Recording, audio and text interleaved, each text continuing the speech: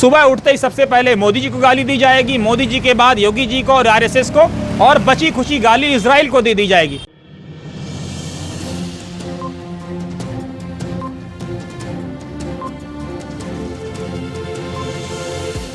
झूठ से दूर, खबरों से भरपूर। आप देख रहे हैं वतन समाचार और मैं हूं मोहम्मद अहमद। दोस्तों, 2014 में सत्ता में आने के बाद जब हमारे प्रधानमंत्री नरेंद्र मोदी ने स्वच्छ भारत का नारा कांग्रेस के निर्मल भारत की जगह पर दिया, तो ऐसा लगा कि अब भारत की तकदीर और तस्वीर दोनों बदल जाएगी। लेकिन जैसे जैसे वक्त गुजरता गया, शुरू में तो प्रधानमंत्री मोदी स्वयं और उनके मंत्रियों ने झाड़ू लिया और सफाई करते हुए पूरे इलाके की, अपने अपने क्षेत्रों की नजर आए। लेकिन जैसे जैसे वक्त गुजरता गया वैसे वैसे उस नारे की सच्चाई सामने आती गई।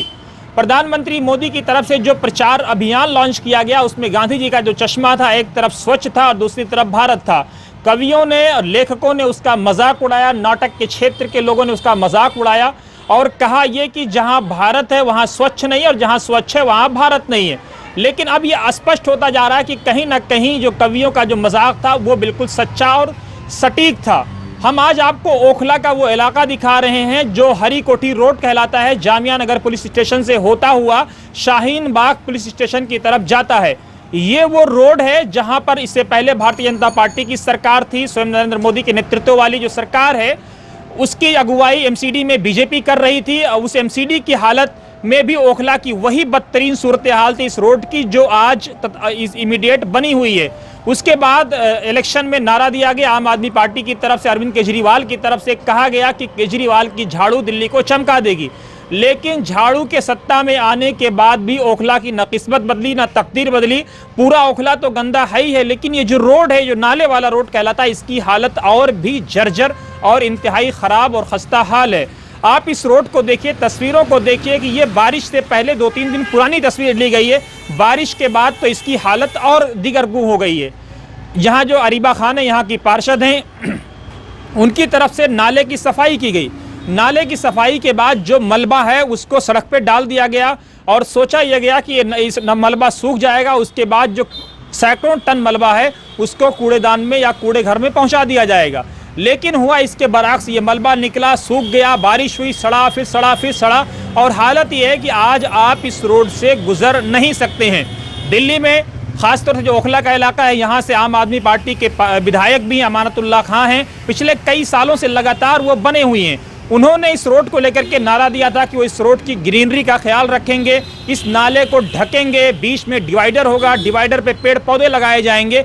लेकिन कहीं ना कहीं वो नारे सिर्फ और सिर्फ हवाई हुए, ना यहाँ पे लाइट लगाई गई, ना डिवाइडर ढंग से बना, और अगर जो टूटा फूटा बना भी वो भी टूट फूट गया।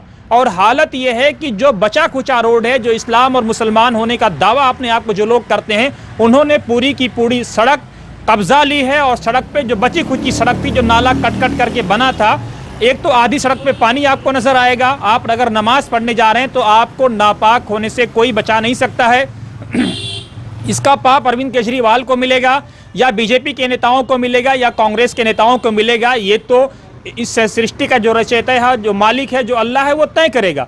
लेकिन सवाल यही है कि जिस तरह से मुसलमानों ने इस रोड की बदतरीन सूरत हाल स्वयं की है कि सड़क पे कब्जा कर लिया है, क्या वो अपने आप को मुसलमान कहलाने के हकदार हैं? उनके जो नबी थे उन्होंने इस बात का संदेश दिया था कि सड़क से पत्थर हटाना भी सवाब का काम है। यहाँ पत्थर तो छोड़ दिए, सड़क में ला करके ट्रक लोगों ने खड़ा कर दिया है और फिर मुसलमान होने का दावा करते हैं। लोगों का एक नारा ये भी है कि जो फुटपाथ का एरिया है उसको भी मुसलमानों ने पूरी तरह से कब्जा कर लिया है। अब कल को अगर एमसीडी की तरफ से कोई कार्रवाई होती है तो कहा यह जाएगा मुसलमानों पे जुल्म हो रहा है। लेकिन आप अपने आप से पूछिए कि क्या ये जो आपकी कमाई है ये जायज़ है या नाजायज़ है? इस तफ्ती कल्बक हमारे नबी ने फरमाया था, अपने दिल से फतवा पूछ लीजिए। आप स्वयं इस बात का फैसला करिए कि जिस तरह से आपने इस रोड की हालत बना रखी है, मैंने दर्जनों बार, सैकड़ों बार ऐसा देखा है कि लोग रात के 12-1 बजे के बाद अपने छत का कूड़ा नाले में फेंक देते हैं। जहां सरकार जिम्मेदार है वहीं यहाँ के लोग भी दोषी हैं, वहीं यहाँ की पार्षद अरीबा खान स्वयं दोषी हैं, साथ ही अमानतुल्लाह खान जो यहाँ के विधायक हैं वो खुद इस बात के दोषी हैं कि नाला आज तक ढका नहीं गया, डिवाइडर सही से नहीं की गई, सड़क जो बनी भी तो वो भी टूट फूट चुकी है। आप नमाज होटल के सामने की सड़क देखेंगे तो कई बार कितने लोग गिर पड़े होंगे, एक्सीडेंट हुआ होगा, कितनी बार तो जो प्रेग्नेंट औरतें हैं उनको भी कई तरह की परेशानियां इस बात की भी शिकायत हुई, लेकिन नेताओं के कान पे जूं रेंगने को तैयार नहीं है। सुबह उठते ही सबसे पहले मोदी जी को गाली दी जाएगी, मोदी जी के बाद योगी जी को और आरएसएस को, और बची खुशी गाली इजराइल को दे दी जाएगी। लेकिन क्या गालियां देने से हमारी तस्वीर और तकदीर बदल सकती है? इसलिए अल्लामा इकबाल ने कहा था कि कुव्वते फिक्र और अमल पहले फना होती है, तब किसी कौम की शौकत पे जवाल आता है। तो क्या आप सोचिएगा कि हमारे सोचने समझने और हमारे तदब्बर करने की जो सलाहियत है वो पूरी तरह से मफकूद हो चुकी है, उस पर फालिज पड़ चुका है, लकवा लग चुका है।